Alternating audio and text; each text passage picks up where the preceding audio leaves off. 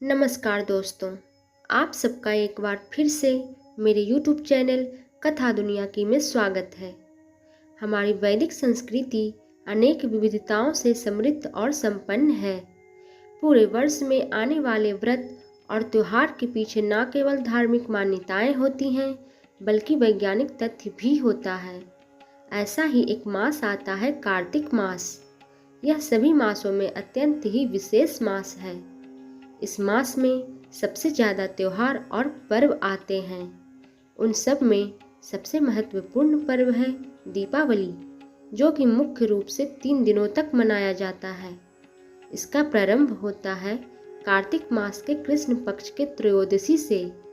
इस दिन को धनतेरस या धन त्रयोदशी या धनवंतरी त्रयोदशी के नाम से जाना जाता है।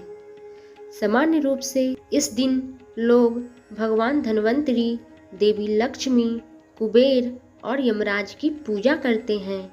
माना जाता है कि इसी दिन विष्णु जी के 12वें अवतार भगवान धन्वंतरी समुद्र मंथन के दौरान अमृत का कलश लेकर प्रकट हुए थे।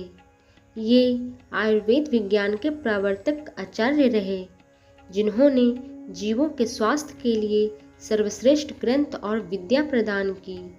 इसलिए धनतेरस के दिन आरोग्य रूपी धन की भी आराधना होनी चाहिए।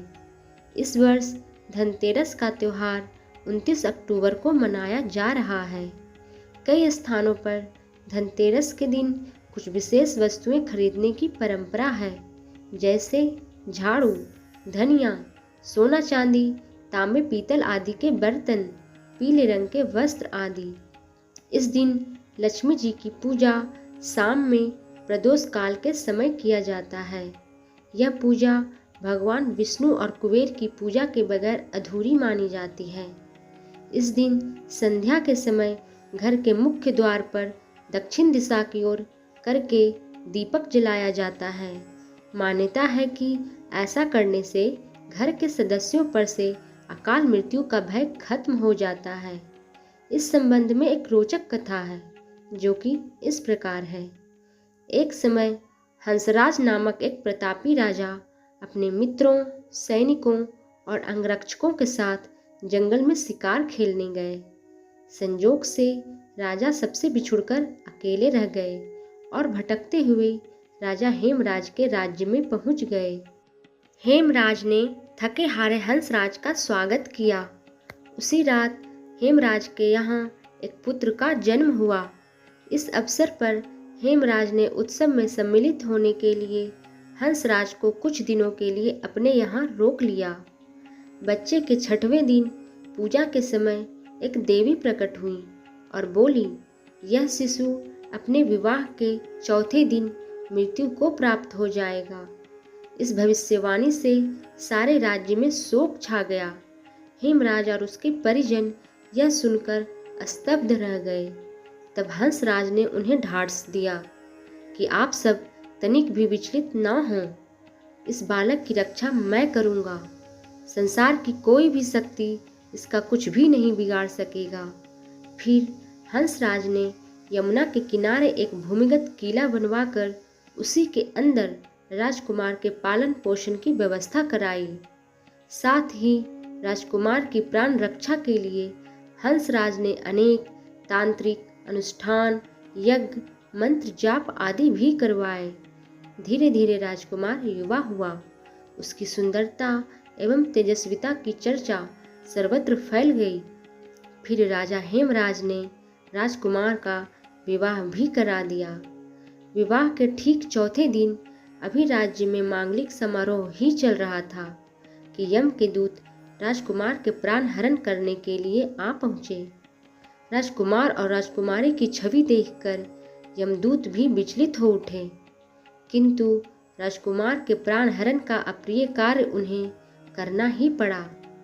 यमदूत जिस समय राजकुमार के प्राण लेकर जा रहे थे, उस समय ऐसा हाहाकार मचा और दारुण दृश्य उपस्थित हुआ, जिससे द्रवित होकर दूत भी रोने लगे।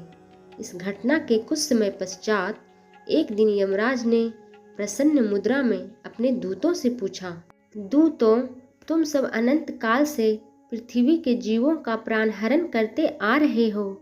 क्या तुम्हें कभी किसी जीव पर दया आई है और मन में यह विचार उठा कि इसे छोड़ देना चाहिए? इस पर एक दूत ने कहा, यमदेव, ऐसा प्रसंग तो कम ही आए हैं, परंतु एक घटना जिसकी स्मृति मुझे आज भी बेहाल कर देती है। यह कहते हुए दूत ने हेमराज के पुत्र के प्राण हरण की घटना सुना दी। इस दुखद प्रसंग से यमराज भी विचलित हो उठे। तब दूत बोला, हे नाथ, क्या कोई ऐसा उपाय नहीं है जिससे इस प्रकार की अकाल मृत्यु से प्राणियों को छुटकारा मिल जाए? इस पर यमराज ने बोला, जीवन और मृत्यु सृष्टि का अटल नियम है, अतः इसे बदला तो नहीं जा सकता। किंतु धनतेरस को पूरे दिन का व्रत और यमुना में स्नान कर यम का पूजन दर्शन अकाल मृत्यु से बचाव कर सकता है। और यदि यह भी संभव ना हो तो धनतेरस पर संध्या के समय घर के प्रवेश द्वार पर यम के नाम का एक दीपक प्रज्वलित करना चाहिए। इससे अकाल मृत्यु से बचा जा सकता है। इसके पश्चात से ही धनतेरस के दिन प्रवेश द्वार पर यम दीपक प्रज्वलित करने की परंपरा शुरू हुई। इसी तरह माँ लक्ष्मी की पूजा से भी जुड़ी एक पौराणिक कथा है, जो कि इस प्रकार है। एक बार भगवान विष्णु पृथ्वी पर भ्रमण करने के लिए जा रहे थे। तभी माता लक्ष्मी भी उनके साथ चलने का आग्रह की। फिर दोनों पृथ्वी लोक पर आ गए। कुछ देर बाद एक जगह पर पहुंचकर भगवान विष्णु ने लक्ष्मी जी से कहा कि जब तक मैं आ न जाऊं, आप यहीं पर रहिएगा। ऐसा कहकर विष्णु जी दक्षिण दिशा की ओर चले गए। माता लक्ष्मी के मन में जिज्ञासा हुई कि आखिर दक्षिण दिशा की तरफ ऐसा क्या है। लक्ष्मी जी से रहा नहीं गया और वह विष्णु जी के पीछे पीछे चल दी। आगे जाकर माता को सरसों के खेत दिखे, जहां उन्होंने सरसों के फूल से श्रृंगार किया। फिर आगे जाकर गन्ने के खेत में गन्ना तोड़कर वे उसका रस चूसने लगी। उसी वक्त भगवान विष्णु भी वहां आ गए और माता लक्ष्मी को देखकर नाराज हो गए। नाराज विष्णु जी ने माता लक्ष्मी को श्राप दे दिया कि आपने मेरी बात नहीं मानी, साथ ही किसान के गन्ने की चोरी भी की, अतः आपको किसान के यहाँ 12 वर्ष तक रहकर उसकी सेवा करनी होगी। ऐसा कहकर विष्णु जी क्षीर सागर को चले गए। तब लक्ष्मी जी रूप बदलकर किसान के घर पर रहने लगी। लक्ष्मी जी के रहने से किसान का घर धन धान्य से भर गया।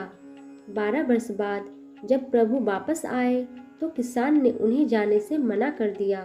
तब माता लक्ष्मी ने किसान से कहा कि धनतेरस के दिन घर की साफ सफाई कर रात में घी का दीपक जलाओ और शाम को मेरी पूजा करो।